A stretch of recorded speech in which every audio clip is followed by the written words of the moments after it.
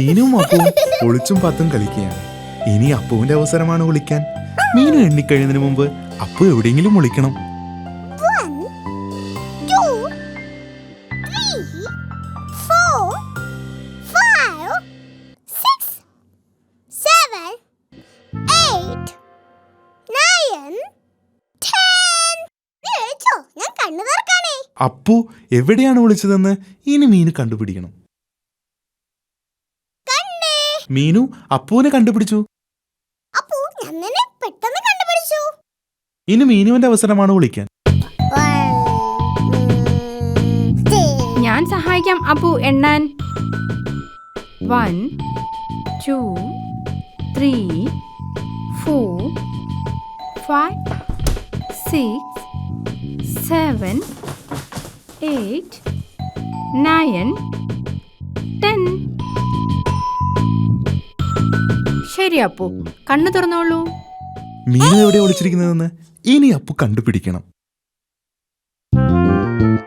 മീനു ടേബിളിന്റെ അടിയിൽ ഒളിച്ചിട്ടില്ല. അപ്പോ നീ മുകളിൽ നോക്ക്.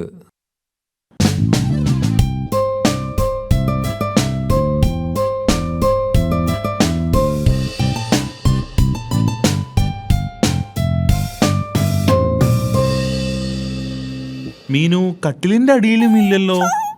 അതെന്താ ഒരു ശബ്ദം കേൾക്കുന്നത്? മീനു കർട്ടന്റെ അടിയിലുമില്ല. മീനു വാതിലിന്റെ അടിയിലും ഇല്ലല്ലോ. ആ ശബ്ദം വീണ്ടും കേൾക്കുന്നുണ്ടല്ലോ. അതെന്തായിരിക്കും?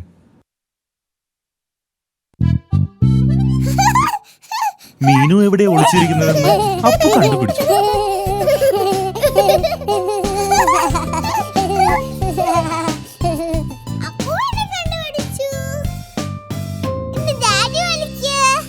നമുക്ക് അപ്പുവിനും ഒരവസരം കൊടുക്കാം.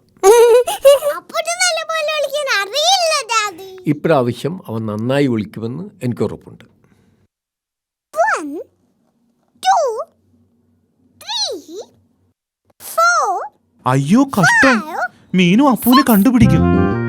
7, അപ്പു ഇങ്ങോട്ട് വാ. 9, 10. വിളിച്ചോ? ഞാൻ കണ്ണു തുറക്കാനേ. അപ്പു ഇവിടെ ഇല്ലല്ലോ. അപ്പു എപ്പോഴും ടേബിളിന്റെ അടിയിലല്ലോ വിളിക്കാറ്. മീനു നീ മുകളിൽ നോക്കുന്നുണ്ടോ? എനിക്കറിയാം അവൻ എവിടെയാന്ന്. ടോയ് ബോക്സിൽ ഉണ്ടാവും.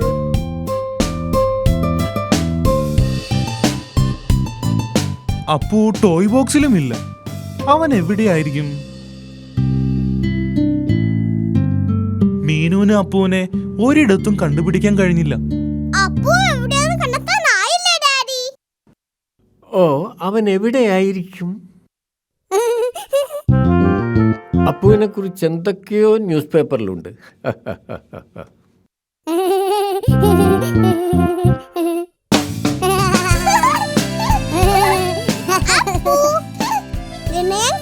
ഓ, അത് ഒളിക്കാൻ നല്ലൊരു സ്ഥലമായിരുന്നു. അപ്പു മുഴുവൻ സമയവും ഡാഡിയുടെ പേപ്പറിന്റെ അടിയിൽ ഒളിച്ചിരിക്കുകയായിരുന്നു.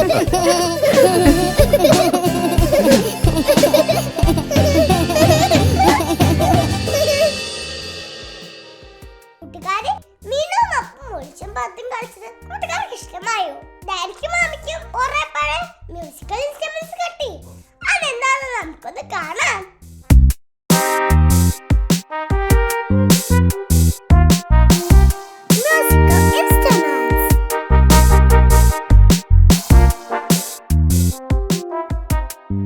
ഡാഡി ബിയും മമ്മി ബിയും വീട് വൃത്തിയാക്കിയായിരുന്നു.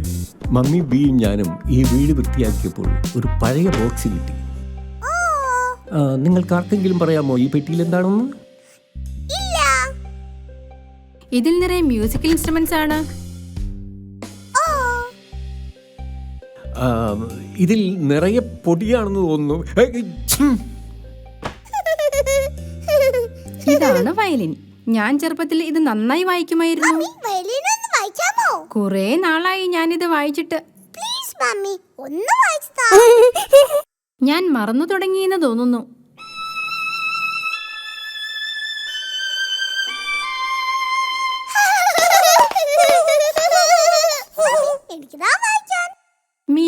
ഇത് ഇങ്ങനെ പിടിക്കണം. ഓ ഡിയർ, നീ വായിച്ചത് നന്നായില്ലല്ലോ.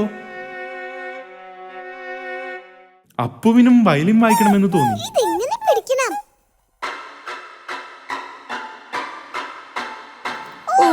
അയ്യോ, ഇത് ശരിയായില്ലല്ലോ. വയലിൻ വായിക്കാൻ വളരെ ബുദ്ധിമുട്ടാണല്ലേ.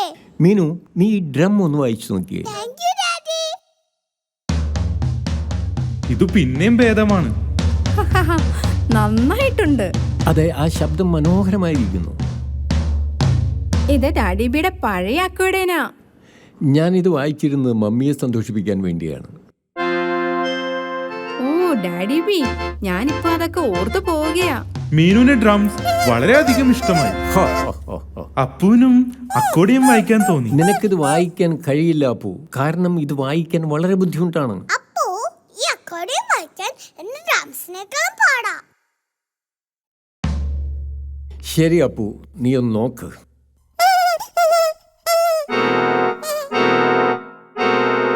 അക്കോഡിയം വായിക്കാൻ മാത്രം അപ്പു അത്ര വലുതല്ല. ഡാഡി, ഇനി എന്തൊക്കെ ഇൻസ്ട്രുമെന്റ്സ് ഈ പെട്ടിയിലുണ്ട്? ഇനി ഈ ഹോൺ മാത്രമേ ഉള്ളൂ. ഞാൻ നോക്കട്ടെ. ഇത് വായിക്കാൻ വളരെ ബുദ്ധിമുട്ടാണ്. അത് വായിച്ചത് ശരിയായില്ല. ഇത് സാരമല്ല ഡാഡി.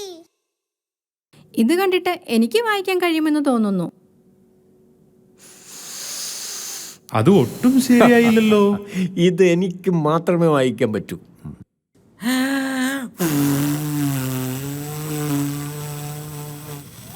ഇതും ശരിയായില്ല. മീനു പറഞ്ഞത് ശരിയാ, ഇത് അത്ര എളുപ്പമല്ല വായിക്കാൻ. വിഷമിക്കേണ്ട ഡാഡി ബി, നിങ്ങൾ അതിമനോഹരമായി അക്വേഡേൻ വായിക്കുമല്ലോ. ഓക്കെ, ഞാൻ നല്ലതുപോലെ അക്കോർഡിയൻ വായിക്കാം. ഞാൻ എന്റെ വയലിൻ വായിക്കാം. ഞാൻ ഡ്രംസും വായിക്കാം. മമ്മി ബി വയലിൻ വായിച്ചു, ഡാഡി ബി അക്കോഡിയം വായിച്ചു, പിന്നെ മീനു ബി ഡ്രംസും വായിച്ചു. പക്ഷേ അപ്പു എന്ത് ഇൻസ്ട്രുമെന്റ്സ് വായിക്കും?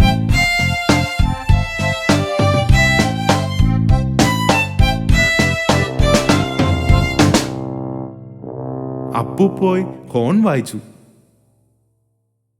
ഡാഡിക്കും വായിക്കാൻ കഴിഞ്ഞില്ല, മമ്മിക്കും വായിക്കാൻ കഴിഞ്ഞില്ല, പിന്നെ എനിക്കും വായിക്കാൻ കഴിഞ്ഞില്ല. പക്ഷേ അത് അപ്പൂന് വായിക്കാം.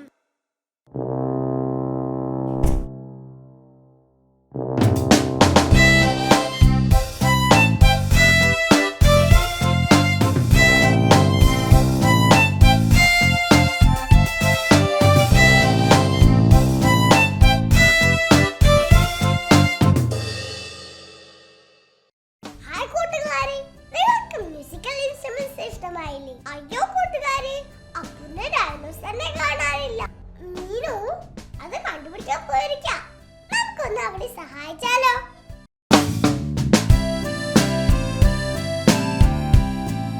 Mr. Dinosaur is lost. അപ്പുവിന്റെ പ്രിയപ്പെട്ട കളിപ്പാട്ടമാണ് ഡൈനോസർ. Dinosaur. അപ്പുവിന് ഡൈനോസറെ വലിയ ഇഷ്ടമാണ്. ചില സമയത്ത് അപ്പുവിന് ഡൈനോസറെ വെച്ച് മീനുവിനെ പേടിപ്പിക്കാൻ ഇഷ്ടമാണ്.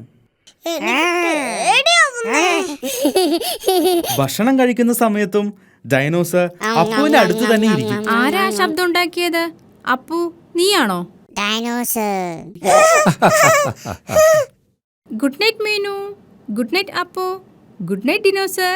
അപ്പു ഉറങ്ങാൻ പോകുമ്പോഴും ഡൈനോസർ അപ്പുവിന്റെ കൂടെ ഉണ്ടാകും.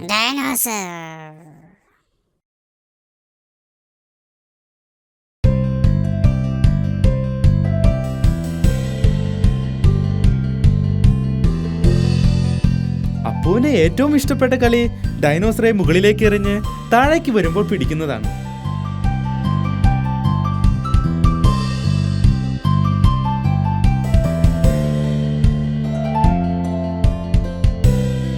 മീനു ബിയും ഡാഡി ബിയും പാമ്പും കോണിയും കളിക്കുകയാണ്. ഓ, വെൽ ഡൺ മീനു. അപ്പു, എന്തിനാ നീ കരയുന്നേ? അപ്പു, എന്താ ഡൈനോസറിനെ കാണാനില്ലേ? അപ്പുവിന് ഡൈനോസറെ നഷ്ടമായി. കരയണ്ട അപ്പു, നമുക്ക് ഡിനോസറിനെ കണ്ടുപിടിക്കാം. അതൊരു ഡിറ്റക്റ്റീവിന്റെ ജോലിയാണ്. ഡാഡി, എന്തായി ഡിറ്റക്റ്റീവ്? ഡിറ്റക്റ്റീവ് എന്ന് പറഞ്ഞാൽ നഷ്ടപ്പെട്ട സാധനങ്ങളെ കണ്ടുപിടിച്ചു കൊടുക്കുന്നവനാണ്. ഞാൻ ഡിറ്റക്റ്റീവ് ആവാൻ പോകുകയാണ്. ഓക്കെ, ശരി, മീനു ഒരു ഡിറ്റക്റ്റീവാണ്. അപ്പോ നാടോ ഡിറ്റക്റ്റീവ് ആണ്. ഞാൻ നിന്നെ ഡൈനോസറിനെ കണ്ടുപിടിക്കാൻ സഹായിക്കാം. ഒരു ഡിറ്റക്റ്റീവ് നഷ്ടപ്പെട്ട സാധനത്തെക്കുറിച്ച് ചില ചോദ്യങ്ങളൊക്കെ ചോദിക്കും. അപ്പോ നിന്റെ ഡൈനോസർ എവിടെ പോയി? അപ്പുവിന് അറിയില്ല ഡൈനോസർ എവിടെയാണെന്ന്. ഒരു ഡിറ്റക്റ്റീവ് സാധനങ്ങൾ കണ്ടുപിടിക്കാൻ നന്നായി പരിശ്രമിക്കണം. എനിക്കറിയാം അതെവിടെയാന്ന്. അപ്പോഴും ഡൈനോസറിന്റെ ഒപ്പമാണ് ഇരുന്ന് ഭക്ഷണം കഴിക്കുന്നത്. അതുകൊണ്ട് ഡൈനോസർ എവിടെ ഉണ്ടാകും? ഡൈനോസർ കിച്ചണിലില്ല. അപ്പോഴും ഡൈനോസറിന് കൊടുക്കണാണ് ഒരുങ്ങുന്നത്. ഡൈനോസർ അപ്പുവിന്റെ ബെഡിലുമില്ല. ചിലപ്പോൾ പൂന്തോട്ടത്തിലുണ്ടാകും. അതേ, പൂന്തോട്ടത്തിലുണ്ടാകും.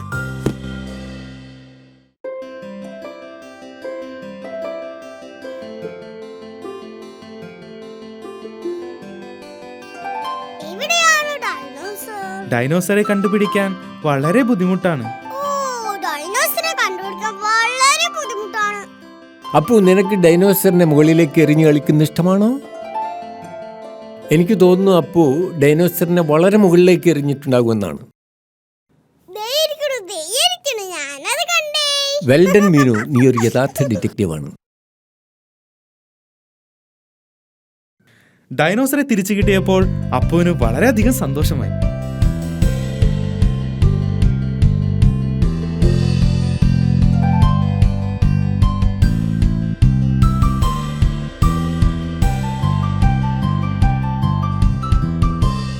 എനിക്ക് തോന്നുന്നത് ഡിനോസറിനെ മരത്തിലേക്ക് എറിയുന്നത് നല്ലൊരു കളിയാണെന്നാണ്.